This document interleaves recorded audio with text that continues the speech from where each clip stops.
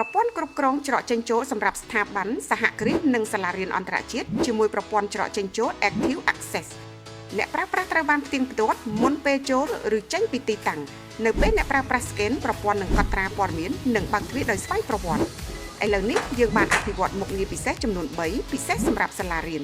ទី1 Auto Alert Mobile Phone បន្ទាប់ពីការ scan ប្រព័ន្ធអាចផ្ញើសារជូនដំណឹងតាម Telegram ទៅកាន់ទូរស័ព្ទរបស់មាតាបិតាអ្នកគ្រប់គ្រងឬអ្នកដែលបានទទួលសិទ្ធិ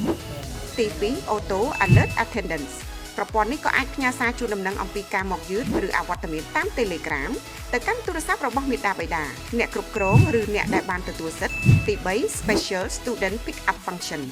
ប្រព័ន្ធនេះមានមុខងារទទួលសិស្សដើម្បីផ្ទៀងផ្ទាត់ថាអ្នកដែលមកទទួលសិស្សគឺជាបុគ្គលដែលបានចុះឈ្មោះត្រឹមត្រូវនៅក្នុងប្រព័ន្ធសុវត្ថិភាពរបស់សាលាឬស្ថាប័ននានាមិនថាលោកអ្នកកំពុងជួបបញ្ហាប្រឈមឬមានតម្រូវការលើផ្នែកសន្តិសុខនិងការគ្រប់គ្រងច្រកចេញចូលបែបណានោះទេក្រុមហ៊ុនយើងមានដំណោះស្រាយដ៏ស័ក្តិសមបំផុតនិងទាន់សម័យបំផុតសម្រាប់ជួយដោះស្រាយបញ្ហារបស់លោកអ្នកដើម្បីទទួលបានការប្រឹក្សាយោបល់សូមទំនាក់ទំនងមកយើងខ្ញុំឥឡូវនេះ Active Investment ដៃគូសន្តិសុខនិងសុវត្ថិភាពដែលលោកអ្នកទុកចិត្ត